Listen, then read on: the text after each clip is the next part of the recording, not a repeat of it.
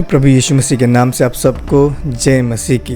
तो जैसा कि हम लोग क्रिस्टोलॉजी का इंट्रोडक्शन पढ़ रहे थे, अभी ये जो हम पढ़ रहे हैं ना कि यीशु मसीह का मनुष्यत्व और यीशु मसीह का परमेश्वरत्व, यीशु मसीह का इंसानियत और यीशु मसीह का परमेश्वरत्व, यीशु मसीह परमेश्वर भी है, यीशु मसीह इंसान भी है।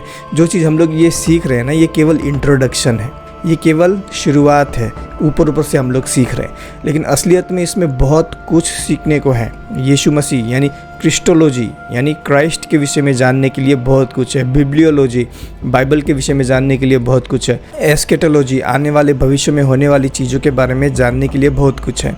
एक्लेसियोलॉजी यानी कलीसिया के विषय में जानने के विषय में बहुत कुछ है। तो जो थियोलॉजी है उसमें बहुत कुछ सीखने के लिए है।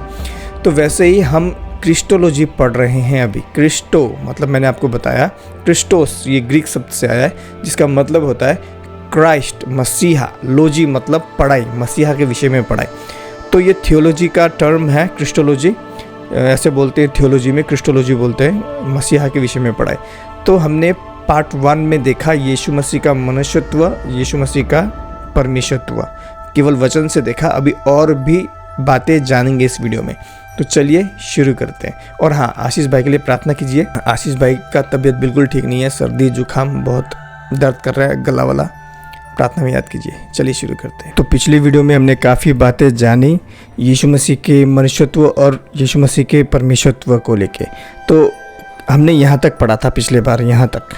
अभी हम आगे का पढ़ेंगे। चलिए, तो मैं रिक्वेस्ट करता हूँ, अगर आप लोगों ने पार्ट 1 नहीं देखा है, जो पार्ट 1 है इस सीरीज़ का, उस वीडियो का टाइटल है हु इज़ जीसस, ज़रूर देखिएगा। तो चलिए आगे की स्टडी शुरू करते हैं। Jesus Christ was born of a virgin. यीशु मसीह कुंवारी से पैदा हुआ था। आपने ऊपर जो सीखा, यानी पार्ट 1 में जो सीखा आपने, उससे प्रभु यीशु मसीह एक मनुष्य है और वह परमेश्वर है। वह 50% मनुष्य, मानव या मनुष्य, और 50% दैवीय नहीं है। दैवीय यानी डिवाइन, यानी परमेश्वर नहीं है। यानी यीशु मसीह 50% इंसान, आधा इंसान, और 50% आधा परमेश्वर नहीं है यीशु मसीह। ओके, ध्यान दीजिए, यीशु मसीह आधा इंसान आधा परमेश्वर नहीं है, बल्कि अपने मानवता में यीशु मसीह 100% परिपूर्ण क्या है, इंसान है। यीशु मसीह पूरा इंसान है 100%। और अपने देवीयता में, डिविनिटी में, यानी अपने परमेश्वरत्व में यीशु मसीह 100% पूरा 100% परमेश्वर भी है। तो ये थोड़ा जान पाना मुश्किल है क्योंकि हम इंसान हैं, तो समझ पाना, हम इंसानी बुद्धि से सोचते हैं तो थोड़ा समझना मुश्किल होता है। लेकिन यीशु मसीह इंसान भी था। यीशु मसीह 100% इंसान, पूरा इंसान, और 100% पूरा परमेश्वर है।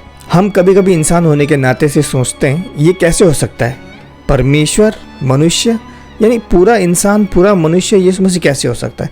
क्योंकि हम मनुष्य हैं, हम मनुष्य बुद्धि से सोचते हैं, तो कभी कभी हम कंफ्यूज हो जाते हैं कि ऐसा कैसे हो सकता है कि यीशु मसीह 100% इंसान भी हो और 100% परमेश्वर भी हो। यद्यपि हम इस सत्य को पूरी तरह से नहीं समझ सकते हैं, यह बाइबल में स्पष्ट रूप से सिखाया गया तथ्य है। देखिए, इसको समझ पाना थोड़ा मुश्किल है कि कैसे यीशु मसीह 100% इंसान और 100% परमेश्वर है। ये थोड़ा समझ पाना मुश्किल है हमारी इंसानी बुद्धि से। लेकिन ये जो तथ्य है, ये बाइबल ही सिखाता है कि यीशु मसीह 100% इंसान और 100% परमेश्वर है। ओके, 1 तीमुथी 3:6 यह वचन कहता है कि यीशु देह में प्रकट हुआ परमेश्वर है। तो अगर हम 1 तीमुथी 3:16 पढ़ते हैं, इसमें संदेह नहीं कि भक्ति का भेद गंभीर है, अर्थात वो जो शरीर में प्रकट हुआ, आत्मा में धर्मी ठहरा, स्वर्गदूतों को दिखाई दिया, अन्य जातियों में उसका प्रचार हुआ, जगत में उस पर विश्वास किया गया और महिमा में ऊपर उठाया गया। तो यहाँ पर हम साफ साफ देख सकते हैं कि यीशु मसीह क्या है, शरीर में प्रकट हुआ। देखिए, बाइबल शिक्षा को हमें यहाँ पर याद रखना है कि यीशु मसीह जो बाइबल का जो परमेश्वर है वो एक परमेश्वर है। एक परमेश्वर, लेकिन उनका व्यक्तित्व पिता, पुत्र और पवित्र आत्मा के जैसा है।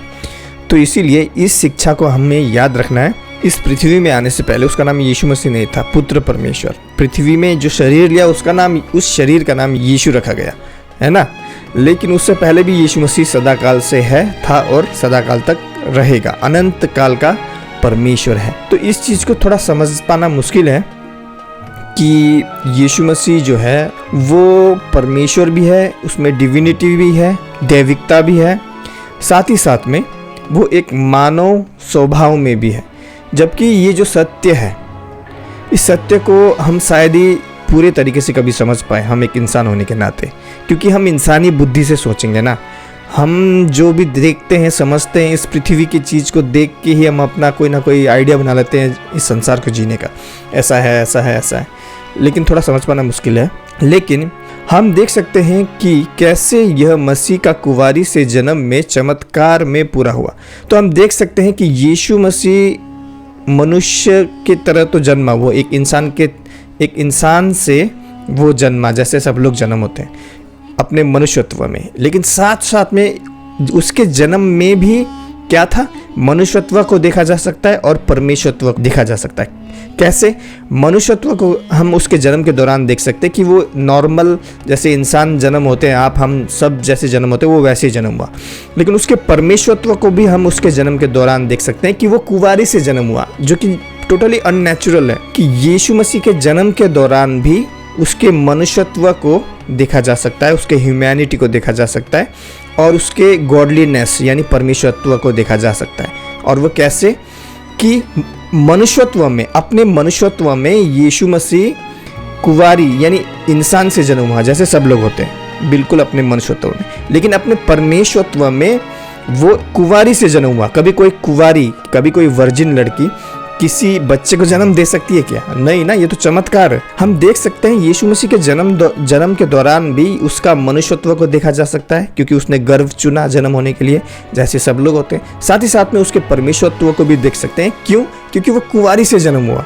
इंसान के फिजिकल रिलेशन से अगर वो जन्म होता, अगर यीशु मसीह का, आप समझ पा रहे हैं, माता पिता जैसे आप और हम माता पिता के सेक्सुअल रिलेशन से, उनके फिजिकल रिलेशन से, उनके शारीरिक संबंध के दौरान हम पैदा हुए। तो मान लीजिए अगर यीशु मसीह भी ऐसे ही अपने माता और पिता के शारीरिक संबंध से पैदा होता, तो वो हमारे जैसा एक आम आदमी होता ना। जन्म से ही क्या होता?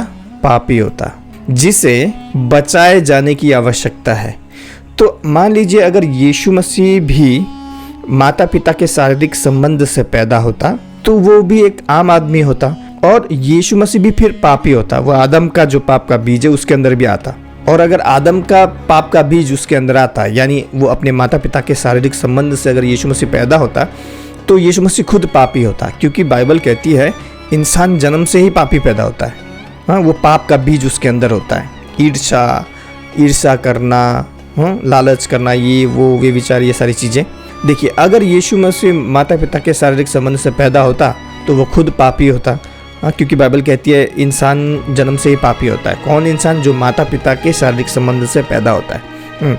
और यीशु मसीह तो अगर पापी होता तो फिर वो खुद को ही नहीं बचा सकता, तो वो हमको क्या बचाता? पापों से ना छुटकारा क्या देता?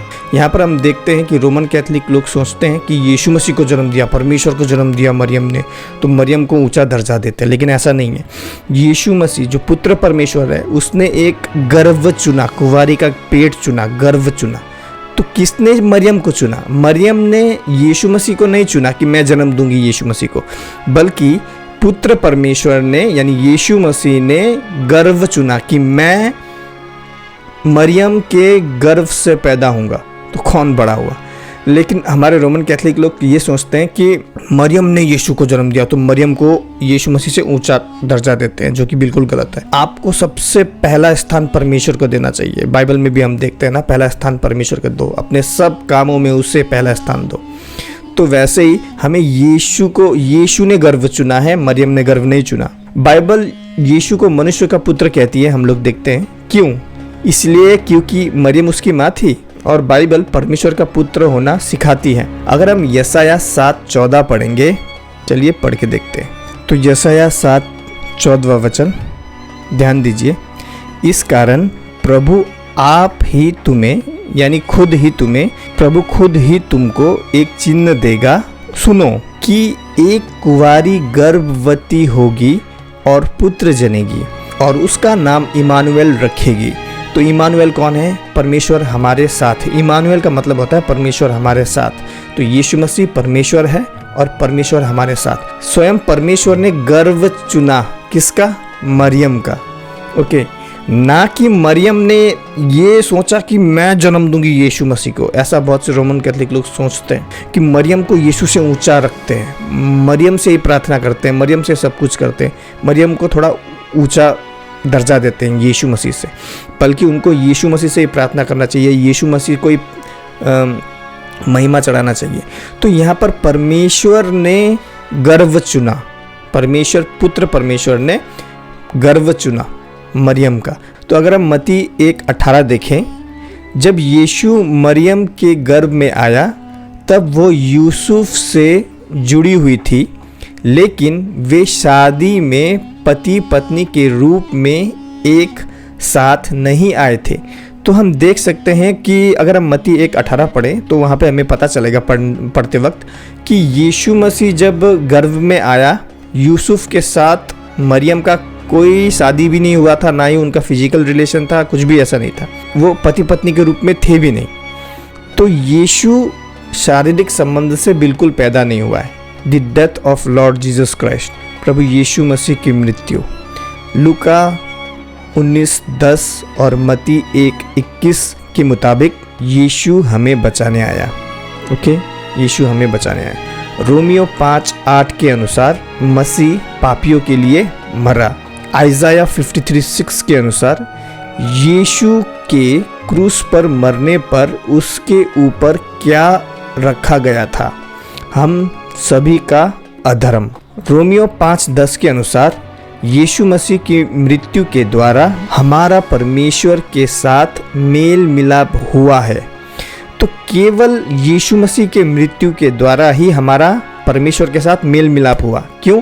क्योंकि देखिए, क्योंकि परमेश्वर पवित्र है। आदम के जरिए हमारे अंदर पाप आया और वो जो पाप हमारे अंदर आया बलि होके, क्योंकि पाप की मजदूरी मृत्यु है, तो यीशु मसीह ने मृत्यु बलि हुआ, वो मेमना बना हमारे लिए। जैसा परमेश्वर ने अब्राहम को मेमना दिया था ना, अपने बेटे को मत मार, और बोल के वो देख वहाँ पर एक भेड़ का बच्चा है, देख मेमना, उसे तू बलि कर बोला। ये परमेश्वर की एक योजना थी बहुत पहले से। और ये जो योजना है परमेश्वर ने यीशु मसीह के जरिए, खुद परमेश्वर वो यीशु मसीह का शरीर लिया पुत्र परमेश्वर ने, और उस शरीर का नाम यीशु मसीह दिया, एक मेमने के रूप में आया वो हमारे लिए बलि होने के लिए, और वो बलि हुआ। और उसके जरिए ही, क्योंकि पाप की मजदूरी मृत्यु है, बाइबल कहती है, केवल यीशु के जरिए ही हम पिता के साथ हमारा अच्छा रिश्ता बन पाया। अपने बहाए हुए लहू के द्वारा यीशु उन लोगों को छुड़ाने में सक्षम है जो उस पर भरोसा रखते हैं। तो जो भी व्यक्ति यीशु मसीह पे विश्वास रखेगा, यीशु मसीह उसे छुटकारा देगा। यूहन्ना 3:16 के मुताबिक किसके लिए मसीह दिया गया था? किसके लिए? दुनिया के लिए ये मसीह दिया गया था, बलि होने वाले मेमने के रूप में। रोमियो 10:13 के अनुसार उद्धार पाने के लिए मसीह की मृत्यु का कौन उपयोग कर सकता है? यानी यीशु मसीह जो बलि हुआ ना, क्या यीशु मसीह केवल यहूदियों के लिए आया या किसी स्पेशल किसी जाति के लिए आया? ऐसा नहीं है। जो कोई भी यीशु पे विश्वास करेगा उसके पाप माफ़ हो जाएंगे। हाँ, आप चाहे किसी भी धर्म के हो, आप कितना भी पश्चाताप करो, आप ज़मीन पे गुगुलाटियाँ मारते हुए मंदिर जाओ, आप ज़मीन पे अपना नाक रगड़ते हुए आप कोई भी मंदिर मस्जिद कहीं पर भी जाओ, आपके पाप बिल्कुल माफ़ नहीं होंगे, क्योंकि पाप की मजदूरी मृत्यु है। केवल एक व्यक्ति आपके पापों के लिए मरा है, उस पे विश्वास करने के द्वारा ही आपको उद्धार मिलेगा, यानी पाप से क्षमा मिलेगी और आपका और परमेश्वर का रिश्ता अच्छा बन जाएगा, पवित्र रिश्ता। क्या हमें उद्धार को पूरा करने के लिए क्रूस पर मसीह की मृत्यु में कुछ जोड़ने की आवश्यकता है? नहीं। लेकिन बहुत लोग, यहाँ तक कि हमारे बहुत सारे क्रिश्चियन बोलते हैं, उसमें भी ऐसा मानते हैं कि ठीक है, तुमने यीशु पे विश्वास तो किया, लेकिन तुम्हें अभी एक और चीज़ करने की ज़रूरत है कि तुम अच्छा काम करो, अच्छे कर्म करो, तभी जाके तुम्हें तुम्हारा उद्धार होगा, तुम अच्छे कर्म करो, ऐसा सिखाते हैं चर्चों में। लेकिन ये बिल्कुल झूठ है, गलत है। आपको कुछ भी नहीं करना, आपको पूरे मन से यीशु पे विश्वास करना है। और जब आप पूरे मन से यीशु पे विश्वास करोगे तो अच्छे काम तो आप ऐसे ही करोगे, अब बुरे काम तो कर ही नहीं सकते, क्योंकि यीशु बुरा सिखाता नहीं है ना। तो इसीलिए केवल विश्वास ही काफ़ी है। यीशु ने जो क्रूस पे अपना लहू बहाया है उतना काफ़ी है। आपको कुछ भी एक्स्ट्रा जोड़ने की ज़रूरत नहीं है कि ये करो वो करो तब जाके उद्धार होगा, नहीं, गलत शिक्षा है ये। आपको कुछ भी जोड़ने की आवश्यकता नहीं है। The ascension of the Lord Jesus Christ, प्रभु यीशु मसीह का स्वर्गारोहण, यानी वो जो स्वर्ग में गया। प्रेरितों के काम 1:3-9 के अनुसार यीशु स्वर्ग में कब लौटे? उनके पुनरुत्थान के 40 दिन बाद। यीशु मसीह केवल मरा ही नहीं, यीशु मसीह मरने के 3 दिन बाद में वो जिंदा हुआ और 40 दिनों तक, जिंदा होने के बाद में 40 दिनों तक अपने चेलों को सिखाया, उनके साथ घूमा, खाया। उसके बाद में 40 दिन, मरने के बाद में 40 दिन तक फिर से जिंदा होकर 40 दिन तक चेलों के साथ वो रहा। इब्रानियों 10:12 के अनुसार इस समय यीशु मसीह कहाँ है? इस समय यीशु मसीह पिता के दाहिने हाथ विराजमान है। तो जब हम ये सोचते हैं कि यीशु मसीह पिता के दाहिने हाथ में विराजमान है, या मतलब जैसे मैं इधर बैठा हूँ तो इधर बैठा होगा, इसका मतलब ये नहीं है कि वो इधर बैठा है। दाहिने हाथ में विराजमान है, इस कहने का ये मतलब है, जैसे आपने देखा होगा कई बार, ये जो मंत्री है ना, इसका तो वो जो इंसान है ना वो दाहिना हाथ है। तो क्या वो सच में वो इंसान ऐसा करते हुए आएगा, उसका इधर दाहिने हाथ में जुड़ जाएगा क्या? नहीं, दाहिने हाथ में विराजमान है मतलब जो पिता परमेश्वर का अथॉरिटी था, उनका जो उनके अंडर में जो भी था, अभी वो सब किसके अंडर है? अभी वो सब कुछ यीशु मसीह के अंडर है। अगर हम बाइबल सही से पढ़ेंगे तो हमें पता चलेगा कि जो भी अधिकार पिता परमेश्वर के पास था वो सब किसके पास है? वो अधिकार यीशु मसीह के पास है। अगर हम बाइबल पढ़ेंगे तो हमें पता चलेगा स्वर्ग और पृथ्वी का सारा अधिकार किससे दिया गया है? यीशु मसीह को दिया गया है। तो वो अधिकार के बारे में बात हो रहा है। जब बाइबल कहता है कि यीशु मसीह दाहिने हाथ में है तो इसका मतलब ये है कि अब वो अधिकार जो है, वो अथॉरिटी है, वो अथॉरिटी किसके हाथ में है? वो यीशु मसीह के हाथ में है। ओके, हिब्रू 7:25 के अनुसार यीशु प्रत्येक विश्वासी के लिए मध्यस्थता कर रहा है। मध्यस्थता मतलब मीडिएटर, एक मीडिएटर का काम कर रहा है। जैसे देखिए, तो मान लीजिए अगर आपको किसी कारणवश जज के आगे खड़ा होना पड़े तो क्या आप डायरेक्ट जाके अपना केस खुद लड़ सकते हैं क्या? ऐसा नहीं होता ना। आपको किसकी ज़रूरत पड़ती है? आपको वकील की ज़रूरत पड़ती है जो कानून नियम सब जानता हो ना। आप सीधा जाके मैं अपना केस खुद लड़ूंगा बोल के, ऐसा नहीं होता। वो फिल्मों में होता होगा, लेकिन रियलिटी में ऐसा नहीं होता, असलियत में ऐसा नहीं होता। तो ऐसे ही हम खुद पिता के साथ डायरेक्ट हम कांटेक्ट नहीं रख सकते। उसके लिए हमें एक मीडिएटर की ज़रूरत है जो हमारे और परमेश्वर को बीच में जोड़ने का एक गम। जैसे मान लो कि आप ये एक पन्ना है, ये एक पन्ना है, इन दोनों पन्नों को जोड़ने के लिए गम की आवश्यकता होती है ना, गोंद की आवश्यकता होती है। तो वो गोंद का काम यीशु करता है, ओके, जोड़ने का। क्यों? क्योंकि उसी ने हमारे पापों के लिए खून बहाया है, उसी के द्वारा ही हम पवित्र ठहरे। ओके, यूहन्ना 14:2 के अनुसार यीशु हम में से प्रत्येक के लिए एक स्थान तैयार कर रहा है जो बचाए गए हैं। तो यीशु मसीह ने हमसे ये वादा किया है कि वो पिता के पास अभी वो स्वर्ग में है और हमारे लिए जो उस पर विश्वास करते हैं उस पर विश्वास करने वालों के लिए एक जगह तैयार कर रहा है स्वर्ग में। ओके, तो यीशु मसीह ने ये वादा भी किया। तो अभी यीशु मसीह कहाँ पर है? स्वर्ग में है। पहला यूहन्ना 2:1 के अनुसार जब एक ईसाई पाप करता है, यीशु पिता के साथ एक वकील है। तो यीशु एक वकील, जब कोई भी ईसाई उससे पाप हो जाता है, हम इंसान है ना, हम इस पृथ्वी में हमसे पाप होता है। आशीष भाई से कितना पाप होता है। तो जब भी हमसे पाप होता है ना, क्या करना चाहिए? हमें सच्चा पछतावा करना चाहिए। और जब हम सच्चा पछतावा करते हैं तो उस चीज़ को हम फिर से नहीं करते, उस गलती को। अगर 1-2 बार फिर भी गलती हो भी जाए तो फिर कोशिश हमेशा ये कर रहा है कि वो पाप ना हो। तो जब हम ऐसा करके पछतावा करते हैं और कोशिश करते हैं कि फिर से वो पाप हमसे ना हो जाए, तो यीशु मसीह एक वकील के रूप में हाँ, एक मीडिएटर के रूप में पिता से हमारे लिए वो बात करता है कि क्षमा कर दे, क्षमा कर। लेकिन रोमन कैथोलिक क्या करते हैं, मरियम को मीडिएटर के रूप में, एक वकील के रूप में वो लोग मानते हैं और मरियम से प्रार्थना करते हैं और ये मानते हैं कि मरियम यीशु मसीह तक पहुंचा देगी। लेकिन बाइबल कहीं पर भी ऐसा नहीं लिखा है कि मरियम से प्रार्थना करो, मरियम यीशु मसीह तक तुम्हारा वो जो प्रार्थनाएं हैं वो पहुंचा देगी। कहीं पर भी बाइबल में ऐसा प्रमाण नहीं है, बल्कि बाइबल ये सिखाता है कि आपको यीशु मसीह पे विश्वास करना है, यीशु से प्रार्थना करना है और यीशु है मीडिएटर तुम्हारे इंसान और पिता के बीच में। यीशु मसीह एक वकील का काम करता है, ना कि मरियम। लेकिन फिर भी अगर कोई रोमन कैथोलिक भाई या बहन ये कहता है या कहती है कि नहीं भाई, मरियम जो है वो हमारी प्रार्थनाएं यीशु मसीह तक पहुंचाती है, तो मैं उनसे कहूँगा कि ये केवल आपकी काल्पनिक सोच है या फिर आपके फादर ने आपको काल्पनिक सोच दिया है, ऐसा सिखाया है गलत, क्योंकि बाइबल ऐसा नहीं कहती।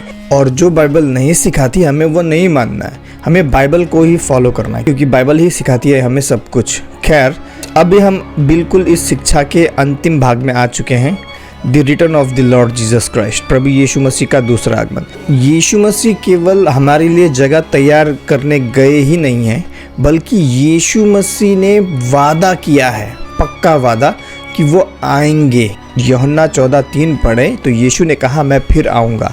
यूहन्ना 14:3 पढ़ते हैं तो यूहन्ना 14:3 देखिए, यीशु मसीह ने वादा किया है, और यदि मैं जाकर तुम्हारे लिए जगह तैयार करूं, यदि मैं जाकर स्वर्ग में जगह तैयार करूं, यीशु मसीह कह रहे हैं, तो फिर आकर तुम्हें अपने यहाँ ले जाऊंगा। तो मैं ले जाऊंगा, तो विश्वासी को यीशु मसीह ले जाएंगे स्वर्ग, जो उस पर विश्वास करते हैं, केवल उनको, कि जहाँ मैं रहूं वहाँ तुम भी रहो। वाह, तो जहाँ मैं रहूँ वहाँ तुम भी रहो, इसीलिए यीशु मसीह हमें लेने आएंगे, ये वादा यीशु मसीह ने किया है। तो यहाँ पर एक और सवाल उठ खड़ा होता है कि बहुत से लोग ये सोचते होंगे कि इतना साल हो गया यीशु मसीह गए हुए, करीबन 2-2.5 हज़ार साल हो गया, अभी तक आया नहीं। कुछ लोग तो हमारा मजाक भी उड़ाते हैं कि अभी तक तुम लोग का यीशु मसीह आऊँगा बोला, अभी तक वो आया नहीं है। तो वो आएगा, हमें अंत तक विश्वास करके रखना है उस पर, ठीक है, वो जरूर आएगा हमें लेने। प्रेरितों के काम 1:11 के अनुसार किसने यहाँ वादा किया था?